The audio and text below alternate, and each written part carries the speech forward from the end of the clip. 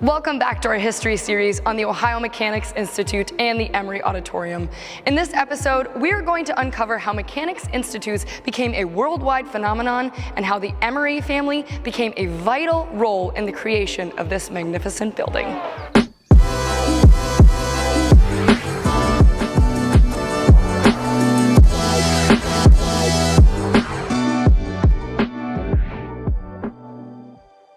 Now, before we can tell you about what a mechanics institute is, we have to tell you what a mechanic was back in the 1800s. So in layman's term, it was someone who was skilled at a trade. So think of a blacksmith, a bricklayer, a potter, or a locksmith. It really, in essence, was someone who spent extensive time learning a trade to perform a job.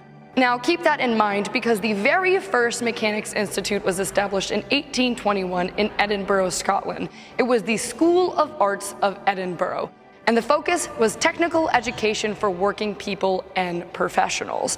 This was a very radical idea at the time because since the Middle Ages, in order to teach any sort of skilled trade, they would use the guild method. And this was a very controlled environment that one would be in an apprenticeship for many decades. So these grassroots institutes, aka the Mechanics Institutes, really revolutionized education. It opened up the opportunity for an ordinary person to receive education in technology and science. They had access to libraries, they were also given exposure to cross disciplines.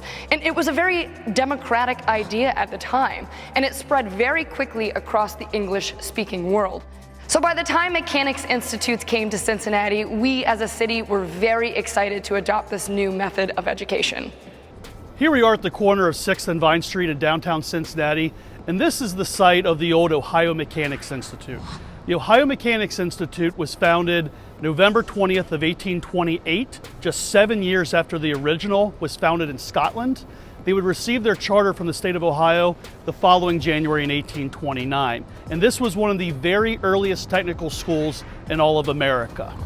It was here at the OMI that you would find Greenwood Hall, named after industrialist Miles Greenwood, who was also a longtime president of the OMI and a significant financial backer.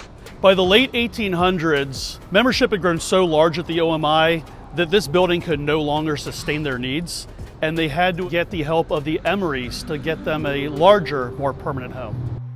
In 1910, it was clear that their current home was insufficient. The Ohio Mechanics Institute needed to build a new home, and for that, they would need a new patron, and that was Mary Emery.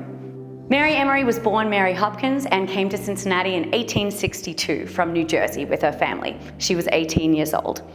She was educated at the Packer Collegiate Institution, where she excelled in advanced mathematics, astronomy, Latin, German, French, and her greatest love, art. Mary was originally planning to become a school teacher, but then she met Thomas Emery, and they were married at her age of 22 in 1866. They had two sons, Albert and Sheldon. They were the apple of Mary's eye. Albert, the younger son, was more athletic, very outdoorsy. Sheldon resembled his mother more. He was a bit of a bookworm and a great scholar. Despite having wealth and privilege, Mary experienced a lot of tragedy. Albert was killed in 1886 during a sledding accident at his prep school. 4 years later, Sheldon died of an infection while he was studying at Harvard. Knowing and experiencing tragedy herself led Mary to pour her heart into philanthropy. She was one of the most generous people in Cincinnati, and her generosity extended even beyond that. She contributed to the Children's Hospital, the Orphan Asylum for African Americans, and the Fresh Air Farm and Society, which was a refuge for indigent women and their children.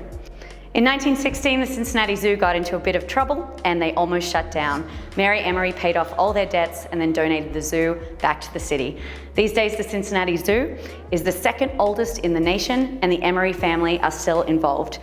In memory of her husband, Mary Emery also funded the 250-bed African American Orphan Asylum, the African American YMCA, and the Salvation Army for colored individuals. Through the Salvation Army, Mary Emery was able to establish the Cincinnati Model Home Company, which provided housing for over 200 families, most of them African American.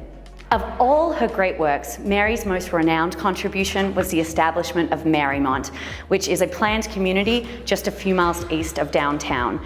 Even after her death in 1927, Mary's generosity continued. She donated her entire art collection to the Cincinnati Art Museum. You can now go and visit the Emery wing, which is valued at over $50 million. Her donation also paid for the construction of the Ohio Mechanics Institute and the legendary Emery Auditorium, in which we stand today. So now that we have a better understanding of Mary Emery and the Emery family, we can elaborate on the reinvention of the Ohio Mechanics Institute. And it all starts with Mary Emery. Her initial plan was just to fund only a portion of this building, but it was Superintendent John Spearer who convinced her otherwise and to invest fully in this building as a memorial for her husband. And she agreed, but with a twist. She wanted to make sure that there was a theater under this roof. So you have Ohio Mechanics Institute and a theater open to the public.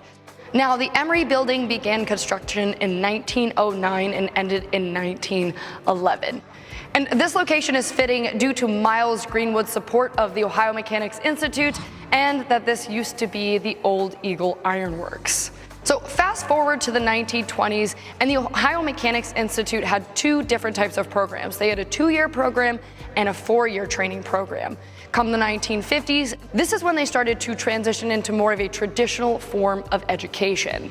By 1969, it then merged with the University of Cincinnati. The University of Cincinnati would move the college back to UC's main campus.